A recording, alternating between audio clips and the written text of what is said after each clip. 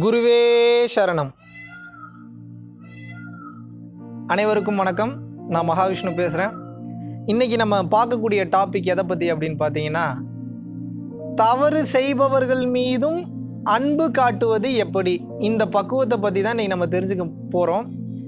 இந்த பக்குவன்றது அவ்வளோ சீக்கிரம் வந்துடாது.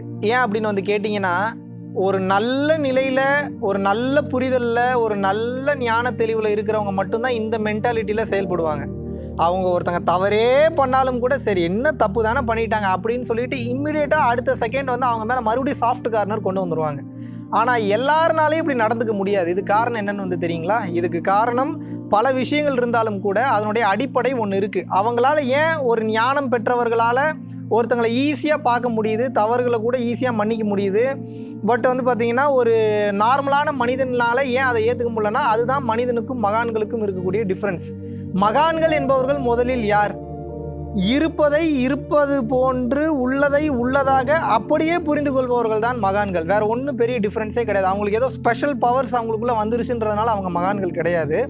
ஸ்பெஷல் பவர்ஸ் அப்படின்றதெல்லாம் வந்து பார்த்திங்கன்னா, அது ஆட்டோமேட்டிக்காக உங்களுடைய ஆன்மீக வளர்ச்சியில் இல்லை உங்களுடைய புரிதலில் மனம் ஒருநிலைப்படும் போது கிடைக்கக்கூடிய அதெல்லாம் போனஸ் பெனிஃபிட்ஸ் தானே தவிர, ஆனால் இந்த மனம் நிம்மதியாக இருப்பதற்கு இந்த பவர்ஸ் எதுவுமே உங்களுக்கு ஹெல்ப் பண்ணாது.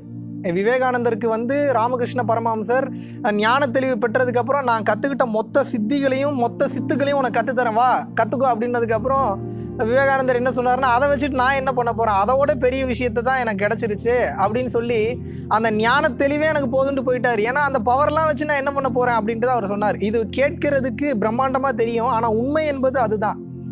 ஞானம் என்ற ஒன்று ஒரு மனிதனுக்கு வந்து விட்டால் வேற எதுவுமே இந்த உலகத்தில் பெருசாக தெரியவே தெரியாது. ஞானம் என்பது ஒரு 5 செகண்டில் கிடைக்கக்கூடிய விஷயம். ஒரு 5 செகண்டில் பிடிச்சிடலாம். அதை எப்படி பிடிக்கணும் அப்படின்றதுக்கு தான் சில வழிகள்லாம் இருக்குது. அதை நம்ம ஃபாலோ பண்ண வேண்டியது இருக்குது. அந்த வகையில் ஒருத்தங்க தப்பு பண்ணுறாங்க, அம்மாவாக இருக்கட்டும், அப்பாவாக இருக்கட்டும், இல்லை கட்டின மனைவியாக இருக்கட்டும், புருஷனாக இருக்கட்டும், குழந்தைகளாக இருக்கட்டும். தவறு பண்ணும்போது படார்னு நமக்கு கோபம் வருது, அது நம்மளோட இயல்பு தான். ஆனால் கண்டினியூவாக ஒருத்தங்க தவறு பண்ண பண்ண பண்ண பண்ண நம்மளால் அவங்க மேலே வந்து அன்பு என்பதை காட்ட முடியாமல் போகுது. அதுக்கு காரணம் என்ன வந்து தெரியுங்களா? அது காரணம் என்னென்னா, நம்ம இன்னும் அதற்கு தகுந்த புரிதலுக்கு நம்ம வரலன்னு அர்த்தம். அப்போ நம்மளோட புரிதலை மாற்றிக்கொண்டு விட்டோமானால் அவர்கள் மீது நமக்கு இருக்கக்கூடிய அந்த கோபம், வெறுப்பு என்பது ஆட்டோமேட்டிக்காகவே காணாமல் போய்டும், ஆட்டோமேட்டிக்காகவே மறைஞ்சிடும். அதை வளர்த்துக்கிறதுக்கு என்ன பண்ணணும் அப்படின்னா, முதல்ல நம்ம ஒரு அண்டர்ஸ்டாண்டிங்க்கு வரணும். தவறு என்பது அவர்கள் மட்டும் செய்கிறதில்ல, நம்மளும் தான் நம்ம வாழ்க்கையில் தவறு பண்ணிகிட்டு இருக்கோம். தவறு பண்ணாதவங்க அப்படின்னு இந்த உலகத்தில் யாருமே கிடையாது. தவறுகள் செய்வதனால் மட்டும்தான் நம்ம மனிதர்களாக இருக்கிறோம். தவறுகளே செய்யலை அப்படின்னா நம்ம எப்பயோ மகான்கள் ஆகிருப்போம், இறைநிலைக்கு நம்ம போயிருப்போம். அப்போது மனிதர்களாகவே நம்ம இந்த உலகத்தில் வாழ்ந்துட்டு இருக்கிற வரைக்கும் தவறுகள் என்பது வாழ்க்கையில் நடந்துக்கிட்டே தான் இருக்கும். தப்பாக இருக்கட்டும், தவறாக இருக்கட்டும், எதா வேணாலும் இருக்கட்டும், அது நடந்துக்கிட்டு தான் இருக்கும். ஆனால் ஒரு மனிதன் தவறு செய்தால் அதை திருத்தி கொள்ள முயற்சி செய்கிறான், அவங்கிட்ட வந்து ஒரு ட்ரை இருக்குது, அதற்குண்டான முயற்சி இருக்குது அப்படின்னா நம்ம தாராளமாக அவர்களை மன்னிக்கலாம். நம்ம எல்லாரும் ஒரே மனித இனம்தான். கலர் வேறையாக இருக்கலாம், பேர் வேறையாக இருக்கலாம், இல்லை நம்மளோட இனம் வேறையாக இருக்கலாம், எது வேணாலும் வேறையாக இருக்கலாம். ஆனால் நம்ம மனிதர்கள் என்பதில் எல்லாருமே ஒன்றுபட்டவர்கள். அப்படி இருக்கிறப்ப தப்பு எல்லாருமே பண்ணுறோம் அப்படின்றப்ப அது என்ன அவங்கள மட்டும் பிரித்து பார்க்குறது? அந்த பர்டிகுலரான ஒரு மிஸ்டேக் வேணால் உங்கள் மனைவியோ உங்கள் கணவனோ பண்ணியிருக்கலாம். நீங்கள் அதே மாதிரி ஒரு தவறோ இல்லை அதே மாதிரி ஒரு மிஸ்டேக்கோ உங்கள் லைஃப்பில் நீங்கள் பண்ணாமல் இருக்க வாய்ப்பே இல்லையா? அவங்களுக்கு தெரியாதுன்றதுக்காக நீங்கள் அவங்கள அடக்கி அழுவீங்களா? அப்படி கிடையாது, அது தேவையே கிடையாது. அப்போ என்ன பண்ணணும்னா, முதல்ல தவறுகள் எல்லாரும் செய்கிறது சகஜம்தான் அப்படின்ற அந்த புரிதலுக்கு முதல்ல நீங்கள் வரணும்.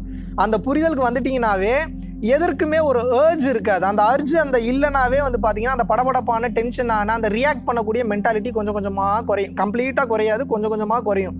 உங்கள் புரிதல் பக்குவம் பெற அடுத்தடுத்த கட்டம் மெச்சூர் ஆகிக்கிட்டே நீங்கள் போவீங்க. அப்போது தவறு என்பது எல்லாரும் செய்யக்கூடியது தான். அடுத்து, இந்த மனித வாழ்க்கையில் எதுவுமே நிரந்தரமானது கிடையாது. பிறந்தவுடனே இறக்கக்கூடிய அந்த டேட்டு வந்து கன்ஃபார்ம் ஆகிடுச்சு. ஒரு இறுதி சடங்கு வீட்டுக்கு போகிறோம் அப்படின்னா அங்கே கிடைக்கக்கூடிய ஞானம் மாதிரி உலகத்திலே எங்கேயும் கிடையாது. ஸோ அதை பற்றி ஆல்ரெடி நான் ஒரு டீட்டெயில்டான வீடியோ பேசியிருக்கேன். இவ்வளவு புரிதலும் இருந்தும் கூட மனிதன் பிறந்ததும் ஒரு குறிப்பிட்ட வருடங்களில் இறந்து விடுகிறான் என்று தெரிந்தும் கூட, நிலையற்ற வாழ்வு என்றும் தெரிந்தும் கூட, நம்மளுடைய உடல், நம்மளுடைய அந்த அழகு, நம்மளுடைய அந்த கலர் எதுவுமே நிரந்தரமானது கிடையாதுன்னு தெரிந்தும் கூட, ஏதோ ஒரு காரணத்துக்காக ஒரு உயிர் உங்ககிட்ட உறவாட வருது. அது ஃப்ரெண்டாக இருக்கலாம், அம்மாவாக இருக்கலாம், அப்பாவாக இருக்கலாம், மனைவியாக இருக்கலாம், கணவனாக இருக்கலாம், யாராக வேணா இருக்கட்டும். ஒரு உயிர் உங்கள் மேலே உங்கள் கூட உறவாட வருது அப்படின்னா அவங்க உண்மையாகவே பாசிட்டிவாக இருக்காங்க அப்படின்ற பட்சத்தில் நீங்கள் அவங்க செய்யக்கூடிய தவறுகளை ஈஸியாக மன்னிக்கலாம். ஏன்னா மன்னிக்கிறவன் தான் மாபெரும் மனிதன். அதுக்காக நீங்கள் மிகப்பெரிய மகான் நான் சொல்ல வரல. ஏன்னா நீங்களும் அந்த தவறுகளை நீங்கள் பண்ணிட்டு தான் இருக்கீங்க. அப்போ என்னென்னா கிவ் அண்ட் டேக் பாலிசி தான். உங்களுக்கு தெரிந்த தவறுகள் அவங்களுக்கு தெரியாமல் இருக்கிறதுனால நீங்கள் சேஃபான பிளேஸில் இருக்கீங்கன்றது கிடையாது. அந்த தவறுகள் என்னைக்காவது அவங்களுக்கு தெரிய வந்ததுன்னா இவ்வளவு நாள் நீங்கள் கட்டி காப்பாற்றிய அந்த மரியாதையும் அந்த ஒரு ரெப்புடேஷனும் உங்களுக்கு உடஞ்சி சுக்குநூறாக போயிடும். அப்போ என்ன பண்ணால் கிவ் அண்ட் டேக் பாலிசி, அந்த புரிதலில் நீங்கள் வந்துருங்க. சரி, தவறுகள் பண்ணுறது சகஜம்தான். அதே சமயத்தில் அவங்க தவறு பண்ணிக்கிட்டே இருக்காங்கன்னா எல்லாத்தையும் அக்செப்ட் பண்ணிக்கிட்டே போயிட்டு இருக்கணுன்ற அவசியம் கிடையாது. பாம்பு சும்மாவே சீராமே இருந்ததுன்னு வைங்க, வரவன் போகிறவங்களாம் தூக்கி போட்டு விளையாடுவான், பாம்பை காயப்படுத்துவான், சில நேரத்தில் ரத்தம் வர அளவுக்கு பண்ணிடுவான், உயிரே கூட போயிடும் சில நேரத்தில். அப்போ அந்த பாம்பு என்ன பண்ணும், மற்றவங்கள கொத்தாமல் தான் இருக்கணுமே தவிர சில நேரங்களில் அதனுடைய குணத்தை அப்பப்போ காட்டணும். அந்த சீறி எழக்கூடிய அந்த குணத்தை நீங்கள் காமிச்சிங்கன்னா தான் அந்த ஒரு பயம் என்பது மற்றவர்களுக்கு இருக்கும். ஆனால் அதுவே உங்களுடைய கம்ப்ளீட் லைஃபாகவும் மாறிடக்கூடாது. எப்போ எதை எடுத்து காட்டணுன்றது உங்களுக்கு கிளியராக தெரிஞ்சிருக்கணும். அதுதான் மெச்சூரிட்டி, அதுதான் வாழ்க்கை அப்படின்றது.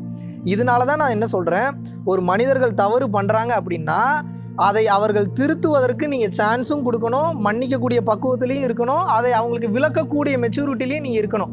அதே சமயத்தில் இதெல்லாம் உங்களுக்கு தெரிஞ்சிருச்சுன்றதுனால நீங்கள் தவறே பண்ண மாட்டீங்கன்றதெல்லாம் கிடையாது. உங்கள் மனம் ஒரு செகண்டில் உங்களை தவறு பண்ண வச்சுரும், அப்படியே இழுத்துட்டு போயிடும். அப்பேற்பட்ட மாயையானது அந்த மனம் ஈஸியாக கொண்டு போய் எங்கேயாவது கோர்த்து விட்றோம் உங்களை. அப்போ என்ன பண்ணணும், நீங்களும் உங்கள் மீது கவனமாக இருந்து கொண்டே இருக்கணும். கான்சியஸ்னஸ்லேயே இருந்தீங்கன்னா தவறு செய்பவர்களை ரொம்ப சீரியஸாக எடுத்துக்கணுன்ற அந்த ஒரு மென்டாலிட்டி உங்களுக்கு வராது. ஃப்ரீயாக பார்ப்பீங்க இந்த உலகத்தை, இறுக்கமே இல்லாமல் இருப்பீங்க. அந்த ஞான தெளிவுன்றது ஆட்டோமேட்டிக்காகவே உங்களுக்கு வந்துடுங்க. இவ்வளோதாங்க கான்செப்ட்டு. இந்த மென்டாலிட்டியில் நீங்கள் இருந்தீங்கன்னா ஒருத்தங்க மேலே அவ்வளோ சீக்கிரம் கோவம் வராது. ஈஸியாக கிவ் அண்ட் டேக்கில் போவீங்க. என்ன ஆனாலும் நிரந்தரமற்ற வாழ்க்கை எங்கேயே இருந்தாலும் ஒரு கட்டத்தில் போய் முடிய போகுது. சரி, அவங்களுக்கும் ஒரு தேவை இருக்குது, நம்மளுக்கும் ஒரு தேவை இருக்குது, நம்மள ஒரு எக்ஸ்பெக்டேஷன்லாம் வந்து சேர்ந்துருக்காங்க, நம்மளும் அவங்கள சார்ந்து ஒரு எக்ஸ்பெக்டேஷனில் இருக்கும். இந்த ஒரு புரிதலும் உங்களுக்குள்ளே இருந்து இந்த வாழ்க்கை மிக சிறப்பானதாக, மிக அழகானதாக, ஒரு மிகச்சிறந்த பூந்தோட்டமாக இருக்கும். எந்த ஒரு டென்ஷனும் கவலையும் இல்லாமல் நிம்மதியாக வாழ்வீங்க. வாழ்க்கையினுடைய பல சூட்சமங்களில் இதுவும் ஒரு முக்கியமான ஒரு சூட்சமும். இப்படி நீங்கள் இருந்தீங்கன்னா தவறு செய்பவர்கள் மீதும் தாராளமாக நீங்கள் அன்பு காட்டலாம். ஏன்னா அந்த புரிதல் உங்களுக்குள்ளே இப்போ வந்துருச்சு. இவ்வளோ நேரம் பொறுமையாக உட்கார்ந்து இந்த வீடியோவை ரசித்த உங்கள் அனைவருக்கும் நன்றி கூறி விடைபெறுகிறேன். நன்றி, வணக்கம்.